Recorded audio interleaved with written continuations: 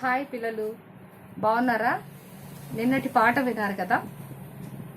మనం గడిచిన 5 రోజుల నుంచి ఏలియా గారి చరిత్రని, అంటే ఆ కథని మనం తెలుసుకుంటున్నాం. బైబిల్లోని మొదటి రాజుల గ్రంథం మరియు రెండవ రాజుల గ్రంథం ఇట్లా అంతట్లో యెహోవా దేవుడు ఆయన ద్వారా జరిగించినటువంటి అద్భుత కార్యాలన్నిటినీ మనము గడిచిన 4 రోజుల నుంచి ఆ పాఠం రూపంలో మనము నేర్చుకుంటున్నాం. మీరందరూ కూడా చక్కగా ప్రతిస్పందిస్తూ మరి హోంవర్క్ చేస్తున్నారు, మరి కంఠత వాక్యాలు చెప్తున్నారు, చిన్న డ్రాయింగ్ వర్క్ అన్ని చక్కగా చేస్తున్నారు. దేవుడి నామంలో మీ అందరికీ అభినందన తెలియజేసుకుంటున్నాను.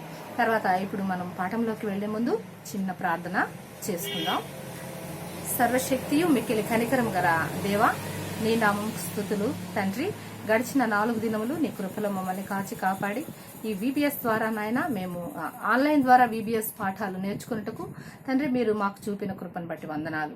మరి ఈ 5వ దినపు పాఠంలో కూడా నాయన మీరు మాకు తోడుగా ఉండండి నాయన. మరి పాఠంలో ఉన్నటువంటి ఆత్మీయ సత్యాలను గ్రహించగలటకు పిల్లలందరికీ కావాల్సిన జ్ఞానం దయచేయండి. బోధించుటకు అవసరమైన జ్ఞానం నాకును దయచేయండి. ప్రతి బిడ్డను పేరు పేరున ఆశీర్వదించి కాచి కాపాడవాలని మా ప్రభువును మా రక్షకుడైన యేసు నామం బట్టి బ్రతిమాలి వేడుకుంటున్నాం స్వామి. ఆమెన్. ఆమెన్ చెప్పారా అందరూ? మరి గడిచిన 4 రోజుల నుంచి మనం చూసిన పాఠాలు శ్రద్ధ చూపే దేవుడు, ఆ తర్వాత సర్వశక్తి గల దేవుడు, తర్వాత సంరక్షించే దేవుడు, నిన్నటి పాఠంలో శిక్షించే దేవుడు, తప్పు చేస్తే ఆయన శిక్ష కూడా వేస్తాడు అనే పాఠం నేర్చుకున్నాం. ఈరోజు శాశ్వత గృహమునకు చేర్చే దేవుడు, శాశ్వత గృహమునకు చేర్చే దేవుడు. మరి ఈ పాఠం మరి బైబిల్ గ్రంథంలో ఎక్కడుందంటే 2వ రాజుల గ్రంథం 2వ అధ్యాయం 1 నుంచి 14 వచనం వరకు, 1 వచనం నుంచి 14 వచనం వరకు 2వ రాజుల గ్రంథం 2వ అధ్యాయం 1 వచనం నుంచి 14 వచనం వరకు అందరు బైబిల్లో మీరు ఈ కథని బాగా చదివి తెలుసుకోండి. పరీక్షలు రాయాలి కాబట్టి, సార్ ఇచ్చిన క్వశ్చన్స్ అన్నిటికీ ఆన్సర్ చేయాలి కాబట్టి మీరు దీన్ని చక్కగా నేర్చుకోండి. దానికన్నా ముందు మనము ఏలియా గారి గురించి గడిచిన ఈ 4 రోజుల నుంచి తెలుసుకుంటున్నాం. ఆయన ఎంత గొప్ప ప్రవక్త, దేవుడి చేత ఆయన ఎన్నుకోబడ్డాడు. ఆయన్ని దేవుడు ఆయన కార్యాలు జరిగించడానికి, ఆయన పరిచర్య చేయడానికి ఆయన ఏ విధంగా వాడుకున్నాడు. ఇంకా అంతకన్నా ముందు ఏలియా దేవుని సంరక్షణలో జీవించాడు. ఆయన ఎక్కడికి వెళ్ళినా దేవుడు ఒక క్షణం కూడా ఆయన్ని విడిచిపెట్టింది మనం చూసాం కదా. మరి కరువు కాటకాల్లో ఆయన ఏ విధంగా పోషించాడు, కెరీత్ వాగు దగ్గర, తర్వాత సారెపతు విధవరాలి గృహంలో ఆయన్ని ఎట్లా కాచి కాపాడినాడు, ఆయనకి ఏం లోటు లేకుండా. అదేవిధంగా కర్మేలు పర్వతం దగ్గర ఆయన చేసినటువంటి అద్భుత ప్రార్థన దేవుడు ఏ విధంగా ఆలకించి మరి ఆయన దాన్ని దహన బలిని ఏ విధంగా దహించాడు, తద్వారా ఆయన నిజ దేవుడు అనేసి ఏలియా ద్వారా బయటకి అక్కడున్న ఇశ్రాయేల్ జనాలందరూ గ్రహించేలాగా చేశాడు. మరి ఆయన హోరేబు కొండకు పారిపోయినప్పుడు అక్కడ కూడా ఆయనతో మెల్లని స్వరంతో ఆయన్ని మరి కన్సోల్ చేసి మాట్లాడి ఆయన చేయవలసిన పనులన్నీ కూడా ఆయనకి తెలియజెప్పాడు. ఇలా ప్రతి అడుగులో ఆయన జీవితంలో దేవుని యొక్క హస్తము ఆయన నడిపిస్తుంది. ఆయన సంరక్షణలోనే ఆయన జీవించాడు. మనము మొన్న చెప్పుకున్నట్టు ఏలియా అనే పదానికి అర్థం ఏంటంటే యెహోవా నా దేవుడు, యెహోవా నా దేవుడు, యెహోవా ఈజ్ మై గాడ్ అనమాట. ఈ పదం ఎంతో ఆయన జీవితంలో నిత్యంగా అక్షరాలు అలాగే ఉంది. ఇది మనమందరం కూడా మనకు కూడా దేవుడు, యెహోవా నా దేవుడు అని ఆయన సంరక్షణలో మనం జీవిస్తే ఎంత ధన్యకరం కదా అది. మరి ఇక్కడ ఇంతటి గొప్ప పరిచర్య చేసినటువంటి ప్రవక్త అయిన ఏలియా ఎడల దేవుడు మహా గొప్ప అద్భుతమైన ఒక అవకాశం ఆయనకి ఇచ్చాడు. అదేంటంటే ఆయనని మరణం లేకుండా అలాగే ఆయన తన పరలోకానికి తీసుకెళ్ళాడు అనమాట. ఇది అసలు నిజంగా ఎంత వింటుంటేనే ఇది ఎంత ధన్యకరం. చావు అనేది మనిషి చూడకుండా అలాగే శరీరంతో పాటే దేవుని దగ్గరికి వెళ్ళిపోవడం అనమాట. బైబిల్లో ఇలాంటి వారు ఇద్దరే ఉన్నారు.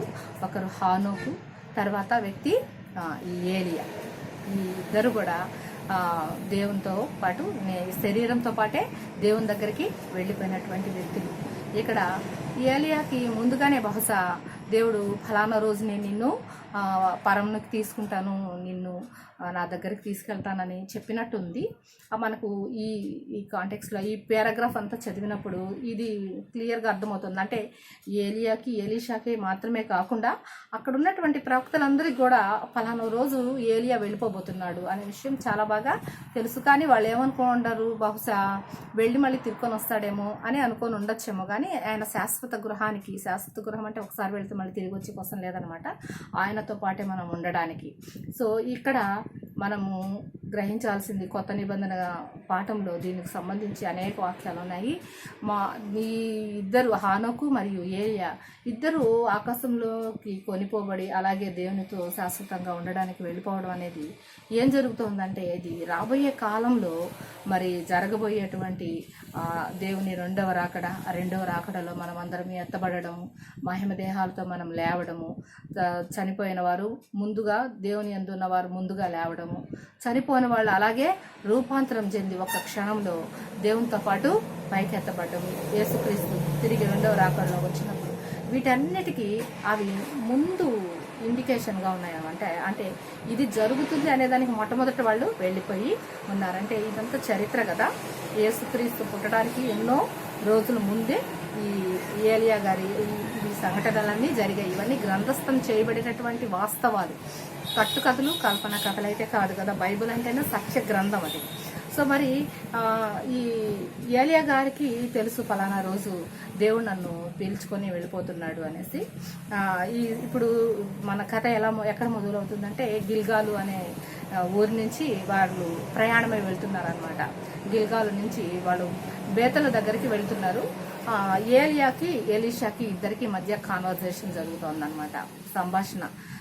ఏలియా అంటున్నాడు ఎలీషాతో, ఆయన శిష్యుడు కదా, ఆయనతోనే ఉన్నాడు అనమాట. ఆయన అభిషేకించాడు కదా, అక్కడ తన దుప్పటి తీసి ఆయన మీద కప్పాడు. మనం అప్పుడే ఆ రోజు మూడో రోజు పాఠంలో నేర్చుకున్నాం. ఆయన అంటున్నాడు, నీవు దయచేసి నాతో రావద్దు, యెహోవా దేవుడు నన్ను బేతులకు రమ్మన్నాడు కాబట్టి నేను అక్కడికి వెళ్తున్నాను ప్రయాణమై, నువ్వు ఇక్కడే ఆగు అని అన్నాడు. అంటే ఎలీషా అంటున్నాడు, లేదు, నీ జీవంతోడు, జీవం గల యెహోవా దేవుని జీవంతోడు నేను నిన్ను అస్సలు విడిచిపెట్టి ఉండను, నేను కూడా నీతో పాటే వస్తాను, నీవు ఎక్కడికి వెళ్తే అక్కడికి నేను వస్తాను. చూడండి, మనం ఇక్కడ గ్రహించాల్సింది ఏమంటే, మొట్టమొదటిసారి ఆయన పొలం దున్నుకుంటున్నప్పుడు కూడా ఏలియా వెళ్ళి ఆయనకి దుప్పటి కప్పినప్పుడు, అంటే నువ్వు అభిషేకం పొందుతున్నావు, నువ్వు నా శిష్యుడిగా ఉండడానికి నేను నిన్ను పిలుస్తున్నానని అర్థం అనమాట. అన్నప్పుడు ఆ పని వెంటనే అలా వదిలిపెట్టేసి ఆయన వెంట బయలుదేరి వచ్చిండాడు కదా.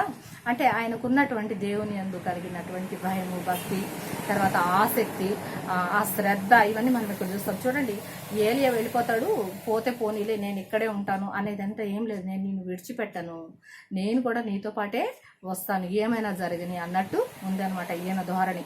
మరి ఇద్దరు ఏలియా ఎలీషా ఇప్పుడు గిల్గాలు నుంచి ఎక్కడికి బయలుదేరి వెళ్తున్నారు, బేతలు చేరుకున్నప్పుడు అక్కడ కొంతమంది ప్రవక్తలు ఉన్నారు. వారి శిష్యులందరూ మరి ఎలీషాని అడుగుతున్నారు, నీ గురువుగారు ఈరోజు దేవుడు తీసుకెళ్ళిపోతాడంటే కదా, నీకు తెలుసా ఈ విషయము అంటే, నాకు తెలుసులే, మీరందరూ ఊరుకోండి, ఎందుకు ఊరికే దాన్ని అలా చెప్తారనేసి మీరందరూ కామ్గా ఉండండి, చెప్పద్దు దాన్ని అని అంటున్నారు. ఆ తర్వాత బేతల్ నుంచి మళ్ళీ ఇప్పుడు ఏలియా ఏమంటున్నాడంటే, నాకు యెహోవా వాక్కు వచ్చింది, నేను ఇక్కడి నుంచి యెరికోకు ప్రయాణమై పోతున్నాను, కాబట్టి నువ్వు ఇక్కడే ఆగిపో, నేను వెళ్తాను. మళ్ళీ ఇప్పుడు కూడా ఎలీషా గారు వదిలిపెట్టడం లేదు, నేను నీ జీవంతోడు, యెహోవా జీవంతోడు, నేను నిన్ను మాత్రం విడిచిపెట్టి ఉండను, నేను కూడా నీతో పాటే, నువ్వు యెరికోకన్నా వెళ్ళి ఎక్కడికైనా నేను నీతో పాటు వస్తున్నాను అని ఎలీషా గారు అంటున్నారు. ఇప్పుడు మళ్ళీ బేతల్ నుంచి యెరికోకు వచ్చారు. యెరికోలో ఉన్నటువంటి ప్రవక్తలు వాళ్ళ శిష్యులు కూడా సేమ్ కోసం ఇంతకుముందు బేతల్లో ఏమైతే అడిగారో ఎలీషాని అడుగుతున్నారు, మీ గురుగారు ఈరోజు ఆరోహణమై పైకి వెళ్ళిపోతారంట కదా, దేవుడు తీసుకెళ్ళిపోతారంట కదా, నీకు తెలుసా ఈ విషయము అని. ఆయన, నాకు తెలుసు ఈ విషయము, సరేలేండి మీరు ఎందుకు చెప్తారు, కామ్గా ఉండండి, గమ్మున ఉండండి అని చెప్తున్నాడు అనమాట.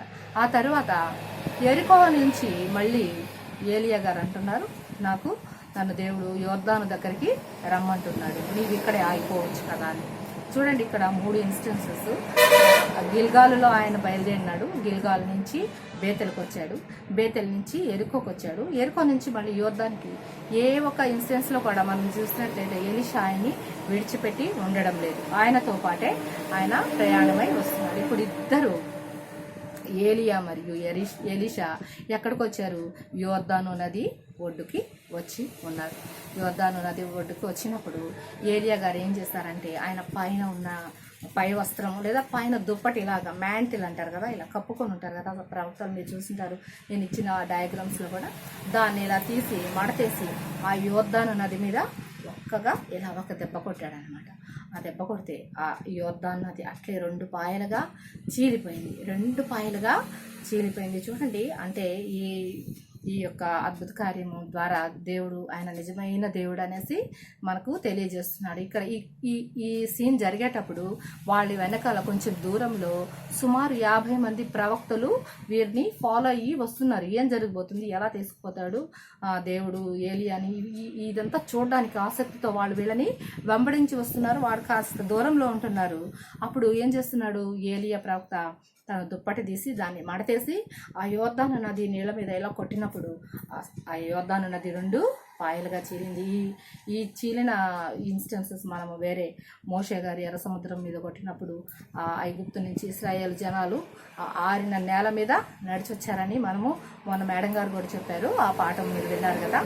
మరి ఆ తర్వాత యెహోషువ దేవుని మందస్సము తీసుకొని వచ్చేటప్పుడు కూడా ఇదే విధంగా యోర్దాను నదిలో వచ్చి ఆ కాళ్ళు అలా పెట్టగానే నీళ్ళు అట్లా వెనక్కి వెళ్ళిపోయేవి, రాసులుగా నిలబడితే జనాలందరూ దాంట్లో ఆరిన నేల మీద నడిచినారనే ఈ రెండు అద్భుత కార్యాలు ఏం తెలియజేస్తున్నాయి? దేవునికి అసాధ్యమైనది ఏది లేదు అనే విషయాన్ని తెలియజేస్తున్నాయి అనమాట. ఇక్కడ ఏలియా కూడా అంతటి శక్తివంతుడు, అంతటి శక్తి దేవుడు ఆయనకి అనుగ్రహించి అంతటి అద్భుత కార్యాన్ని జరిగించాడని మరి ప్రవక్తలందరూ తెలుసుకునేలాగా ఆయన దుప్పటితో ఇలా కొట్టగానే యోర్దాను నది 2 పాయలుగా విడిపోయినప్పుడు ఆరిన నేల మీద ఏలియా మరియు ఎలీషా నడిచి అవతల గట్టుకి వెళ్ళారు.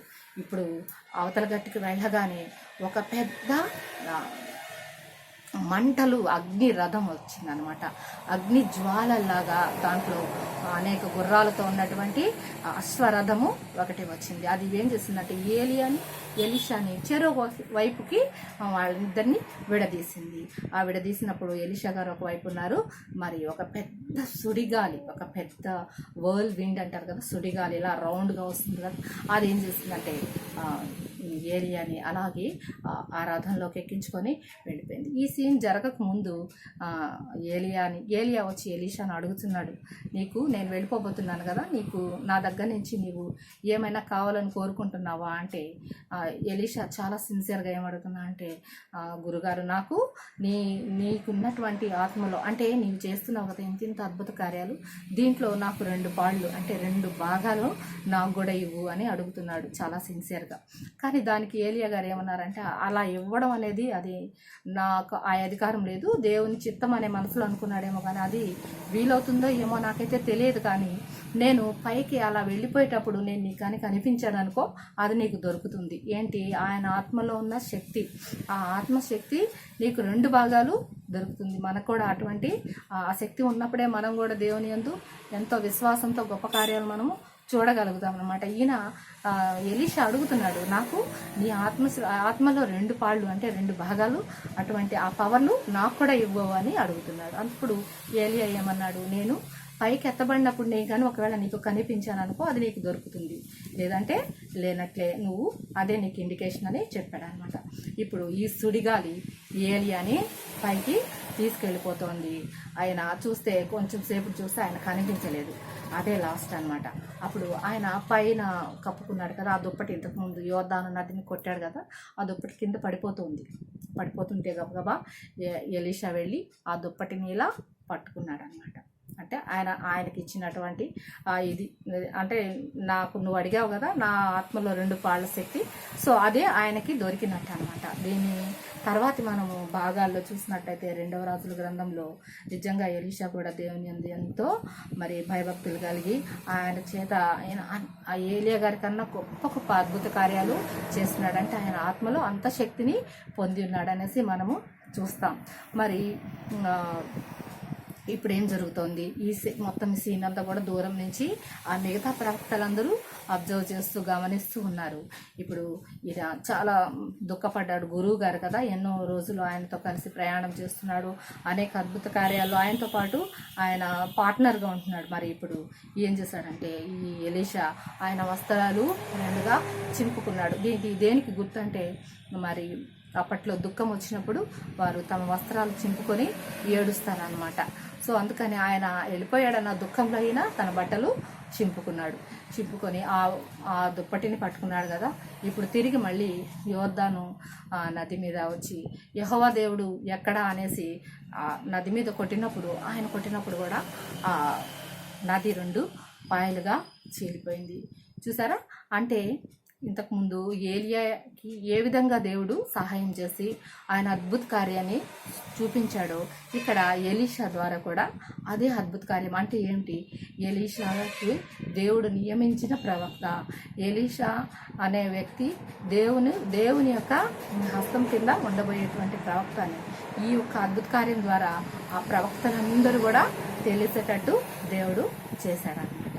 మరి తర్వాత ఆయన వచ్చినప్పుడు ఎలీషాను చూసి అందరూ కూడా ఆయనకి సాష్టాంగపడి మొక్కారు. అంటే నీవు నిజమైన దేవుడి ద్వారా నీవు కూడా నిజంగా ప్రవక్తగా అభిషేకించబడిన వాడవని వాళ్ళందరూ కూడా దాన్ని గ్రహించారనమాట. వాళ్ళు ఆయనకి సాష్టాంగపడడం అంటే అర్థం అది దేవునికి మొక్కడం అనమాట. అది దేవుని యొక్క శక్తి నీలో ఉందని దానికి వాళ్ళు గౌరవించడం. మరి శాశ్వత గృహానికి చేర్చే దేవుడు అనేది మన పాఠ్యాంశం. శాశ్వత గృహానికి ఏలియాని దేవుడు శరీరంతో పాటే పైకి తీసుకెళ్ళిపోయాడు. ఆయనకి మరణం లేదు. ఏలియా లాంటి వ్యక్తి ఇంకొకరిని గురించి చెప్పాను, ఆయన హానోకు. వీళ్ళిద్దరూ దేవునితో పాటు మరణాన్ని రుచి చూడకుండా దేవునితో పాటు ఉండడానికి మరి వెళ్ళిపోయినటువంటి వ్యక్తులు. ఈ ఉదాహరణ అంటే ఈ యొక్క సంఘటన రాబోయే కాలంలో, అంటే ఇప్పుడు మనం ఉంటున్నాం కదా, ఈ కాలంలో రాబోయే కాలంలో దేవుడు 2వ రాకడ వస్తుంది. మనకందరికీ తెలుసు, యేసుక్రీస్తు తిరుగు రానై ఉన్నాడు. ఆయన వచ్చినప్పుడు చనిపోయిన మృతులలో ఆయన యందు విశ్వాసం ఉంచిన వారందరూ తిరిగి లేస్తారు. అదేవిధంగా జీవించి ఉన్నటువంటి వారు కూడా ఒక క్షణంలో కనురెప్ప పాటులో వాళ్ళు మరి రూపాంతరం చెంది అదేవిధంగా మధ్యాకాశానికి ఎత్తబడి దేవునితో పాటు ఉండడానికి శాశ్వత గృహానికి తీసుకెళ్ళబోతారు అనడానికి ముందుగానే ఈ సంఘటనలు బైబిల్ గ్రంథంలో రాయించబడ్డాయన్నమాట. అంటే మనకు కూడా ఒక నిరీక్షణ ఉంది. మనము అనుకుంటాం కానీ ఇక్కడ మనకు ఇండ్లు ఉన్నాయి, మంచి మంచి ఇళ్ళు ఉన్నాయి, మనం ఇక్కడే ఉండిపోతామని. ఇవన్నీ అశాశ్వతం, ఇవన్నీ ఎప్పటికీ ఉండేటివి కాదు. ఏదో ఒక రోజు మనం తప్పకుండా మరణించవలసిన వారమే, మనం ఏదో ఒక రోజు దేవుని చెంతకు చేరవలసిన వారమే. కాబట్టి అదే మన బైబిల్ గ్రంథంలో ఒక వాక్యం ఉంది, మన పౌరస్థితి పరలోకమందున్నది. ఈ లోకంలో మనము కేవలం యాత్రికులమై ఉన్నాము అని ఉందన్నమాట. మన పౌరస్థితి పరలోకమందున్నది. అంటే మన సిటిజన్షిప్ అంతా వచ్చి దేవుని దగ్గర ఆ శాశ్వత రాజ్యంలోనే మనము నివసించవలసిన వారమైనాం. దేవుడు మనల్ని ఇలా కాపాడి సంరక్షించి శ్రద్ధ చూపి మన ఎడల అన్ని చూసి మనల్ని ఆయన శాశ్వత రాజ్యంలోనికి తమ బిడ్డలుగా తన వారసులుగా చేర్చుకోబోయే రోజు తప్పకుండా మనందరి జీవితంలో కూడా ఉందన్నమాట. దీన్ని మీరు గ్రహించాలి. చిన్న హృదయాలే కానీ మీకు దేవుడు ఈ శక్తి ఇవ్వాలనేసి నేను దేవుని ప్రార్థన చేస్తున్నాను. మరి శాశ్వత గృహానికి ఏలియాని ఏ విధంగా అయితే దేవుడు చేశాడు, మన యేసుక్రీస్తు ప్రభువు వారు కూడా చనిపోయి 3వ దినము లేచి మహిమదేహంతో ఆయన ఆరోహణమయ్యాడు కదా. సో అటువంటిది మళ్ళీ తిరిగి 2వ రాకడ జరిగినప్పుడు మనల్ని అందరినీ కూడా దేవుడు తన శాశ్వత గృహానికి చేర్చి ఆయనతో పాటు మనం సంతోషిస్తూ జీవించగలిగేటువంటి కొన్ని రోజులు మన జీవితంలో ఉన్నాయన్నమాట. బాగున్న పిల్లలు పాఠం ఈరోజు చాలా సంతోషం. నాకు మీ అందరి ఇంటరాక్షన్ నేను చూస్తున్నాను. ఈరోజు కూడా నేను మీకు ఒక డ్రాయింగ్కి పిక్చర్ ఇచ్చున్నాను, మరి దాన్ని కూడా మీరు శ్రద్ధగా వేస్తారని అనుకుంటున్నాను. ఈ పాఠం ముగించుకునే ముందు మనము ప్రార్థన చేసుకుని ఈ పాఠాన్ని ముగించుకుంటాం.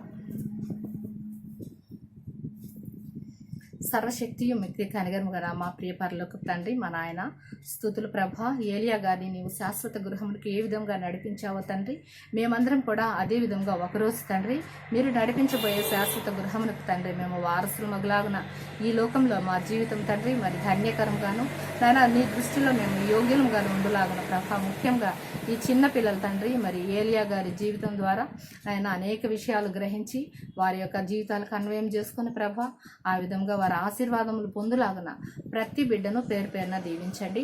మరి ఈ 5 రోజుల పాఠము పిల్లలందరూ చక్కగానైనా నేర్చుకున్నట్టుకు మీరు చూపిన కృపను బట్టి మీ నామకు స్తుతులు స్తోత్రాలు చెల్లించుకుంటూ మమ్మల్ని అందరినీ నీ చేతులకు అప్పగించుకుంటూ యేసునామం బట్టి బ్రతిమాలు వేడుకుంటున్నాము స్వామి. ఆమేన్. ఆమెను చెప్పారా పిల్లలు అందరికీ దేవుని దీవెనలు మెండుగా కలగాలని కోరుకుంటున్నాను. Bye bye. God bless you.